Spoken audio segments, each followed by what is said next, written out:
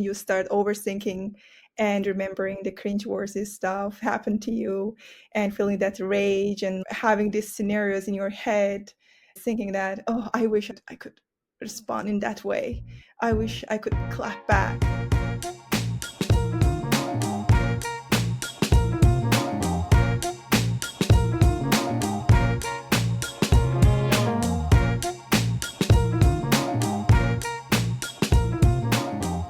Hey guys, welcome to the Oops in Translation podcast, first ever episode. Very, very exciting. It's the brainchild of our main host, Zarifa, here. And we're really excited to share our thoughts on, language, culture, and our experiences with work, relationships, and everything under the sun. So, we're hoping to kick off something really exciting. And I thought maybe we could start off with a round of introductions. Maybe Zarifa, you want to go first? Yeah, hi everyone. It's Zarifa from Oops and Translation. I'm really excited about this podcast. So, I'm from Azerbaijan. I believe already you guys know about it. Yeah, I currently live in Japan. It has been 8 years. And yeah, I'm teaching Japanese online while I'm on maternity leave right now and sharing some of my experiences on Instagram on Oops and Translation account. Yeah, that's it for now from me. Great, great. Thank you very much for kicking things off. Brooke, how about you? I am from Texas, the US, and I've lived all over the US. I've never lived in Japan, but I've studied Japanese for, I think, over 20 years now. Not so diligently, but here and there. I would consider myself fluent, but there's always room for improvement for sure. Right now, I am a stay-at-home mom, but in my career, I've worked as an interpreter and a translator, mostly on a project basis. So I've worked with lots of different, mostly Japanese companies, some US companies. But yeah, I love Japanese language. I love the culture. And I'm just interested in not just Japanese. I love a lot of different languages. Yeah, that's been my main focus, though, has been Japanese primarily. That's how we all got to know each other, was our connection to Japan and Japanese language. Yeah, absolutely. Great. I'll share a little bit about myself. I'm Daniel. Man, I don't know how this whole thing started, but I know that my interest in a lot of the content that Zarif has been putting out was related to me working for a Japanese company and feeling a connection with the way that she was viewing things as an outsider, as a foreigner in a country that I'm familiar with. I live in the US, so I live in upstate New York. I grew up in Maryland, and my history goes that my parents are Japanese. So, for all intents and purposes, I grew up in a Japanese household. I actually have a different biological father, so I'm by blood half Japanese. But I have two younger brothers who were more Japanese American. And so I had an interesting kind of upbringing that way, just in terms of race, language. We spoke Japanese, up until grade school primarily, and then grade school happens and you're speaking mostly English. And then my parents' household, our family, we have this mix of English and Japanese, right? Sometimes I get spoken to in Japanese and I respond in English. And a lot of, or maybe I should say, any of the Japanese I really retained was through watching Japanese television growing up. First, it was family friends sending us VHS tapes of Japanese kids shows. And then later on, it was myself wanting to maintain both exposure to the culture and programming and language, and seeking out watching tapes on my own. And then the internet happened, and so now I'm downloading stuff. And so it's been a mixture of all those things, and somehow that landed me working for a Japanese company and currently in the real estate investment world. And so the business side, like with Brooke, like the business side of Japan was completely different animal to me than the upbringing I had. And so different kind of culture shock as well. And so based on that experience, like coming into contact with Sarifa's content was like eye-opening, and also like very quickly became a place where I felt like, oh, there's a community behind this. Like people are relating to the stuff that she's putting out there, just from the standpoint of like their own personal experiences, their frustrations with culture and people, and the intersection of all that. And in particular, like for us, Hoops in Translation is maybe a very open world where, you know, talking about many different cultures and people from around the world. But I know our connection is with Japan and the culture. And I guess one overlapping thing that we have among us is like the Japanese business culture too. And so, yeah, that was part of what really, to me, made the content super compelling. And I think from there, it started this thing where we wanted to be able to have a space to talk about it, have a space to have a longer form of discussion and include feedback from people. And so I know Zarifa wanted to introduce the video, the reel that kicked it all off, and the inspiration maybe for eventually this podcast. I don't know, Zarifa, you want to share? Yes. 乾杯。乾杯。そういえば困ったことがあったらいつでも言ってね。手伝ってあげるから。はい。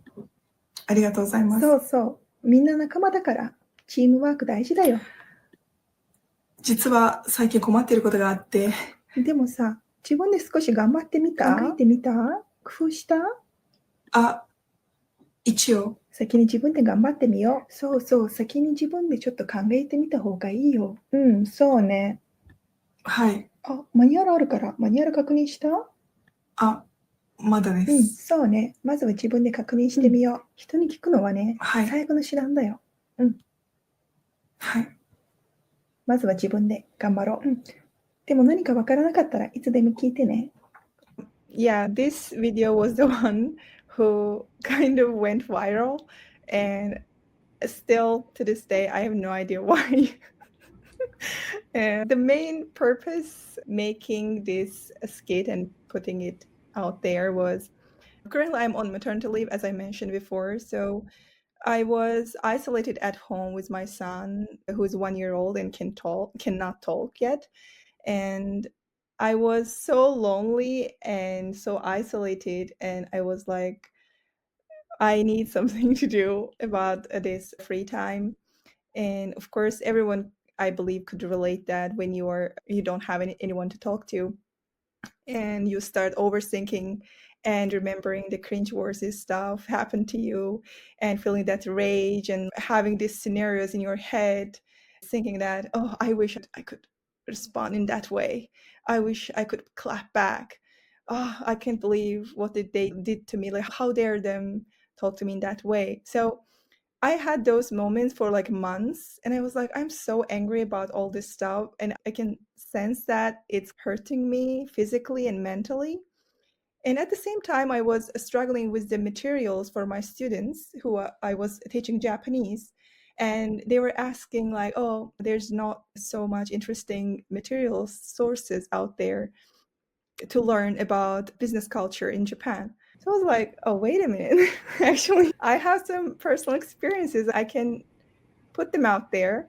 So I started to record some videos. I was trying and failing till this one. I believe this one was the fourth skit on the channel.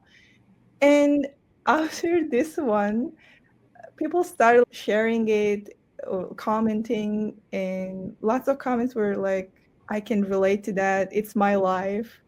It's so accurate. And complimenting my acting, which was not acting. Actually, it was really being with the camera. So I was like, oh my God. Yeah, I never heard so much compliments in my life ever.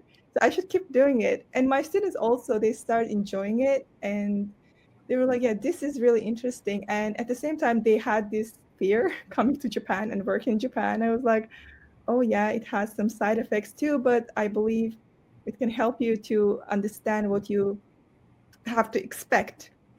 Like worst case scenario, it doesn't mean that everyone's going to have the same experiences. And yeah, it started like that. And then I got so much encouragement from followers, which I really love to mention them as Oops in Translation survivors, because I believe we are, all of us, like survivors who are lost in translation and having these awkward moments, sometimes not only awkward, sometimes really sad and making us feel lonely. It helped me to get rid of that loneliness that I was feeling, and gave so much entertainment to me too. And at the same time, I had the chance to bond with so many incredible people like you guys through this channel. And I finally understood that I was not the only one. I was not the crazy one feeling that, like, victim, I would say, of all these experiences. So I know their intention was not like that, but working as a foreigner, only foreigner in Japan, in a Japanese company, or I had, by the way, I had multiple jobs in here while I was studying here also. So those kids mix of all those experiences. And working as only a foreigner in Japanese company can be really challenging in a way that people assume all the time, even you speak really good Japanese, that you don't understand them. And that kind of gives them this hint that you are not a very capable person of working together. And even when you are having these challenges, this hard time with understanding the words, or like understanding the concept, or the like something in Japanese, what they talking about, it just goes, okay, yeah, she's incompetent, she can't do it, or she's slow. All those kind of assumptions made me feel really weak, or made me lose my self-esteem while working here. So I believe after Moops and Translation, I gained that self-esteem back. I feel smarter. I know it's weird, but yeah, I never felt that I needed this validation from people to just feel better about myself. I know it's pathetic, but yeah, but it just, yeah, it brought so much colors to my life, to be honest, and I'm really enjoying it. I'm also feeling like I'm healing through this. I don't know how to call it. I believe calling it only account or channel or something would be not enough. For me, it's really something big. And yeah, I'm really happy about it. I feel like you're talking about something that is related to like our ability to connect with each other. And I think the frustrations come from that place, right? The frustrations aren't just like I want people to be a certain way. It's especially if you're coming from as an outsider, or from a pure desire to connect with other people. And when it doesn't work very well, that's the experience that can happen from there. It reminds me, I think I shared this with you guys, but of an experience I had when I visited Japan. I've never lived in Japan either, but extended friends and family that live in Japan. And this was years ago when I was in high school, probably. But like, again, I shared, my brothers are full Japanese American, so they look Japanese. And so we went out shopping, and we were in some sort of sports store, and we were grabbing something. And I went to the register to pay for whatever it is that I was buying. And I think I went up to the register and I said something in Japanese to indicate, hey, this is what I'm buying. And the response back to me was like something simple, and I think in English, something like, oh, okay, set, okay, something like that. I can't remember exactly, but it wasn't a full-fledged, full-throated, oh, okay, you speak some Japanese, so speak back to you in Japanese.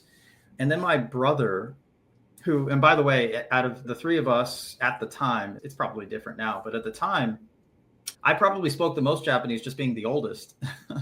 And my youngest brother was buying something, and he was in line, and I think he was less confident in speaking back in English, or back in Japanese. And then the lady at the register had said something to him, in it, like asking if he found everything he wanted, and he was trying to say something like, oh, there's a jersey I was looking for, but I couldn't find it. He tried to say that in Japanese, I think, but it was broken, right? It was like, it didn't sound super native or whatever. And the way it was received, I was watching this happen in the aisle next to me, and as I was watching it, her response was like, oh, this man must be mentally slow. And not her first, it just seemed to me like her first knee-jerk reaction was, oh, he must be a foreigner, he must not speak Japanese very well. But it's like, why are you Japanese but not able to speak, was like the reaction that I saw. I was like, wow, it's just so different than the reaction I got. And like instantly I felt, okay, visiting is fine and great. And you don't need that sense of connection necessarily with people you don't know already.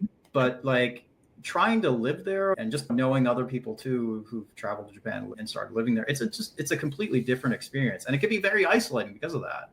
I'm sure, even though I haven't lived there, but just in the small experiences, I'm like, I know it's a completely different experience. And that's not just Japan. That's just my experience with Japan. But yeah, I think ultimately we're talking about like the desire to connect with others. Yeah, when you move somewhere, that's a desire. I'm going to meet new people and I want to feel like I'm included in some way. And when you see it's juxtaposed, oh, this person connects with other people in a very different way than they're attempting to connect with me, it could be a source of frustration and a feeling of isolation for sure. I don't know, Brooke, if you have any thoughts or experiences with that. With trying to connect but feeling isolated, I've had lots of interesting, funny experiences as a foreigner working in Japanese companies and being in Japan. I'm trying to think of something that goes to that specifically. I don't know. It doesn't have to be exactly related to that, but any, I don't know, frustrations or things that come up for you or things that are top of mind when it comes to that cross-cultural dynamic. One thing that came up when you were talking about people seeming to, I don't know if the word is looking down on you or assuming that you're not fully capable because maybe even though your Japanese is really good, like you're not a native speaker, you don't have a Japanese face. Recently, I was working for a company and one of my coworkers, he asked me to translate something from Japanese into English. And like I said before, I've worked in the translation industry for years and years, and I'm particularly comfortable translating, of course, from Japanese into English. That's very typical to translate into your native language. So I was like, okay, cool, no problem. So I started working on that, and then he let me know that he was going to check my work by translating what I had translated back into Japanese using AI or something, just to check to make sure I was doing it right. Now, mind you, he does not speak fluent English. He speaks a little English, but not enough to translate it himself, other than using AI. And that was a little bit upsetting because, like I said, this was not my first job. I've done this as a freelancer and as a in-house translator too for years and years. So I was just kind of, dude, that's not how it works. Like, first of all, if I translate something from Japanese into English and then you translate it back into Japanese, it's not a word for word translation with That's Japanese. right. It's very context based when you're translating. So I was just like, okay, if you do that, it's going to look like I didn't do a good job because it's just not going to make sense. So that was frustrating that he felt the need to even check my work like that as someone that doesn't speak both languages. Like, I've worked as an editor or a quality assurance person before, and that doesn't really work unless you speak both languages. I was like, dude, that doesn't make sense. Fortunately, the person that was my actual boss, he was also Japanese, but much cooler, much more empathetic guy. But I told him it's not gonna really work too well if he does that, and he's, yeah, don't worry about that. We trust you, or I trust you to handle it. Fortunately, that didn't reflect too badly on me, but at the time, it made me sad. I was like, really? That's real. That's one of the classics, the trust issues they have about winners. Yeah. I know. Yeah. Unfortunately. About like feeling like outsider, I just wanted to share that like all my life I have been feeling like an outsider in my own country too, because in my own country too, in Azerbaijan, whenever people sees me, they start talking to me in English or in Russian, assuming that I'm foreigner, because the way how I wear, how I look, like in the meaning of fashion, like my way of choosing my clothes. In Azerbaijan, the women, they are very polished. They really like to take care of themselves. They look like They wake up, most of them, not all of them, of course. They wake up real early and having the makeup on, even they're like housewives. So they love looking polished. So all my life, I never cared about how I look, how my hair looks. So if I'm clean, if I don't stink, that's great. So I was just like, I had so much adventures. I was so busy about learning languages, learning English, studying, and like later learning Japanese. So I was not that person who was just like taking so much time to trying to look perfect when I just leave the house. So people, when they saw me with backpack and jeans and with sneakers, they were like, "Oh my God, yeah, she must be one of those exchange students." Yeah, like all my life, I also felt like an outsider, and people assuming that I realized it later when I started university, because yeah, people like started when they saw me, they were like started talking in Spanish, asking things in English, in Russian. I was like, "Oh, hi, I'm Azerbaijani," and they were like, "Oh my God, your Azerbaijan is so good." Like, I was born here. They were, "Oh my God, so you're a foreigner, but you were born here. So where are you originally?" I was like, "Oh my God, this is weird." What? Yeah, exactly. By the way, Azerbaijan is not like Japan. We have lots of ethnic groups. Like it's a multicultural country. When it comes to races, we don't have so much. How can I say? It's mostly the white people, but different ethnic groups. So with different cultural background or the languages. But outside, they share the same Azerbaijani. But in their houses, in their community, they speak their own language. So even it's not a mono-ethnic country, people assume that I was an outsider, the way I acted, the way I wear. So yeah, it's actually the first time I feel like relatable and I feel like I finally belong somewhere. It's really emotional. To be honest, I feel really awkward right now. That's why I'm laughing, but it's really a big deal for me. Finally in my life, I can feel this feeling that what it feels like to belong somewhere and to feel relatable and to have so many people in common and feel connected in this age in 32. Yeah, that's really incredible. And after coming to Japan, I was feeling like, okay, Japan can be a country that I can finally call home. I can just feel more connected here because people are nice. We have really interesting stereotypes about Japanese people. So they're nice, hardworking, always polite. So I was like, yeah, I can do that. I'm polite most of the time. I can have some friends. I can be happy here. And when I came here and having the same treatment as an outsider kind of hurt like so much. And then I gave up. I was like, okay, this is it. This is my fate, whatever. So then Oops and Translation happened. So again, I wanted to say that my point is it's not only about Japan. Unfortunately, some people, they even struggle in their own home country too, feeling not feeling belong to somewhere or not feeling normal enough to have more connections with people. Yeah, Yeah. I think then survivors is probably an appropriate word for it. Then exactly. think surviving being outcasts or feeling like an outsider, or Yeah, for that now, reason, the yeah, connection part, building, having a community, like being able to see eye to eye with a group of people, despite the fact that you might be from all over the world, even, is a neat idea, very cool concept. And in many ways, I feel like that's the reactions that you've been getting on social media is like based on that. Like that's where the gelling, that's where the interest and I think the desire to be a part of that kind of comes from. And I feel like, and maybe that was the premise behind the three of us getting together. And hey, let's create a forum where we can talk about some of the stuff, and even in the future, potentially bring people on to share their experiences about, yeah, that same idea of connecting with others and or the mishaps that happen from trying to make those connections with other people in different daily life scenarios. And sorry, you've gotten, I feel like, a million different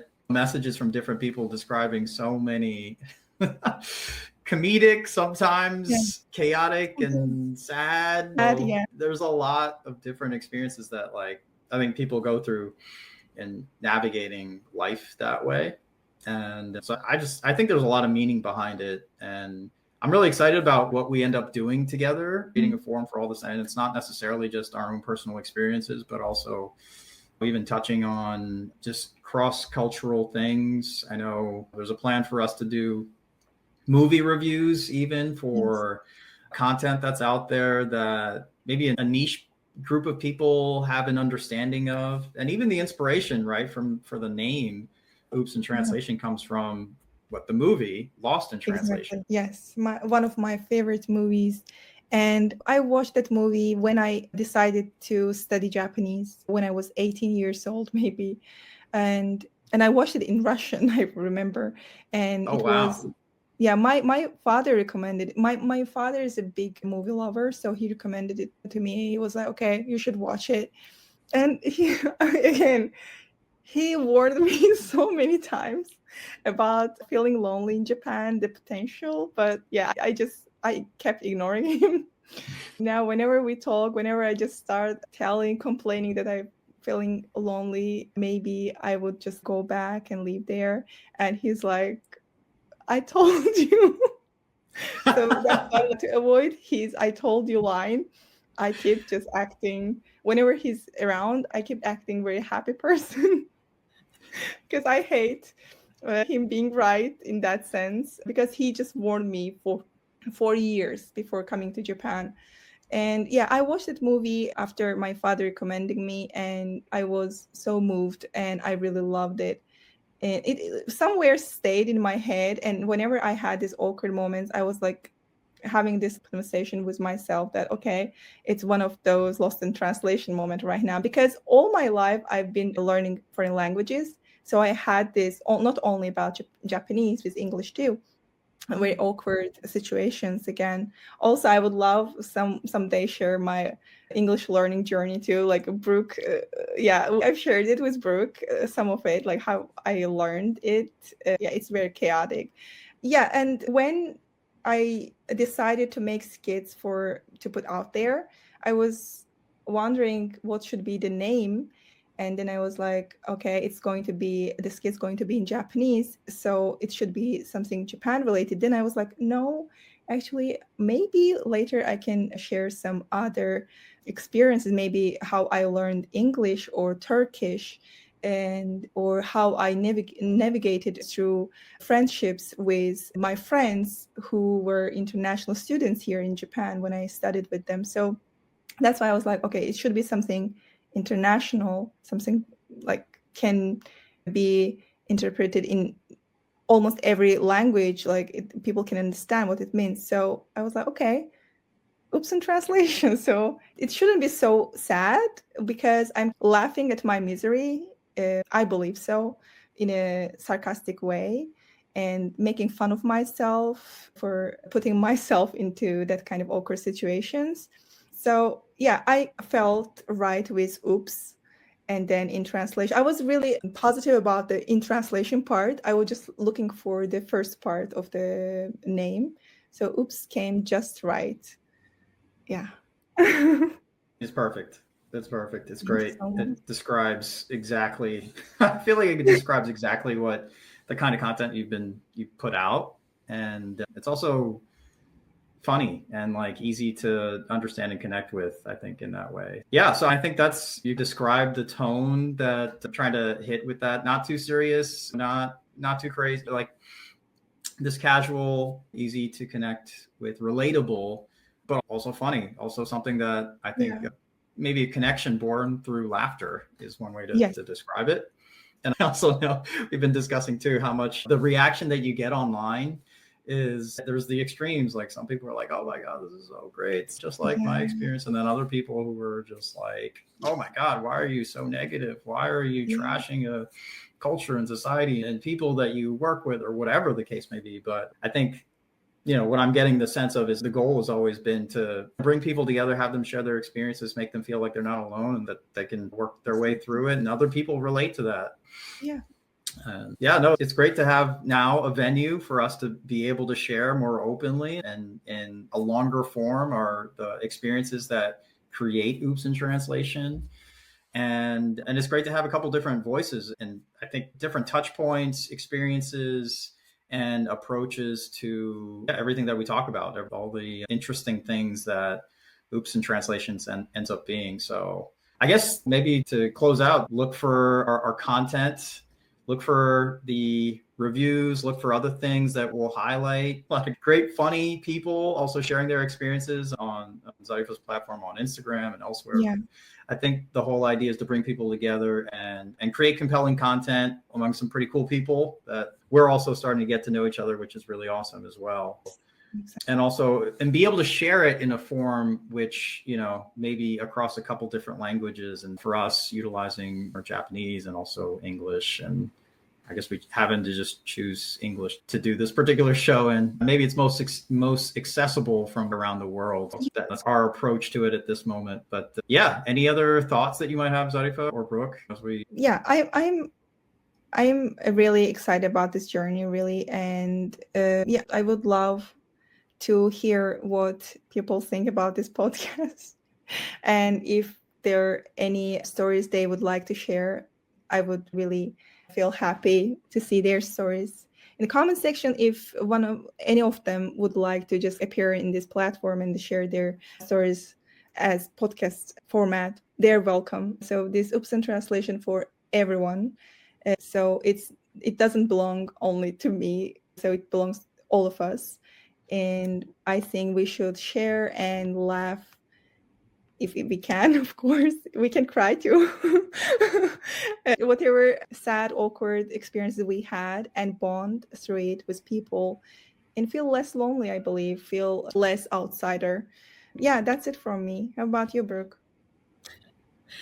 That sounds good to me. Yeah, we definitely want to hear what people have to say. It's obviously such relatable experiences, and I think many people will have something they can contribute. Yes, absolutely. Man, I'm on board. This is exciting stuff. As Zarifa shared, please like this, subscribe to our channel as we start off. And we have some really exciting content coming up in the near future. So check us out. Obviously, you can always hit up Zarifa on Oops in Translation on Instagram. And that's it. We're excited. We'll see you guys soon.